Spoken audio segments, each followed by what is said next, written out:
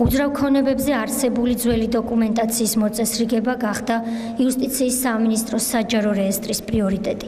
საჯარო რეესტრში აღირიცხა და დაარქივდა 3 წლის განმავლობაში მანამდე მოუწესრიგებელი 54200 ბაინდერი. დიგიტალიზაცია გაიარა ქაღალდის დოკუმენტების 44%-მა. უძრავ ქონებაზე უფლებათა რეესტრის არქივის 81% დღეს არის სრულად ცენტრალიზებული. დაიწყო ინდმეწარმეთა რეესტრის მოწესრიგება, რომლებიც ტომრებში დაგხვდა განთავსებული და ელექტრონულ ფორმატში უკვე გადავიდა 200,000-ზე მეტი საქმე. ჩვენი მიზანი მხოლოდ სწრაფი რეგისტრაციები არ არის, ჩვენი მიზანი ასევე არის სწრაფი ხარისხიანი რეგისტრაციები. საქართველოს ისტორიაში პირველად წელს შეიქმნა ქართული ეროვნული გეოდეზიური მარკა.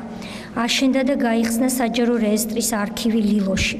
Google Maps-ზე სრულად განვათავსეთ დედაქალაქის ყველა რაიონის ყველა მონაცემი და ასევე 200-მდე ქართული ძეგლი ჩვენი ტურისტებისთვის.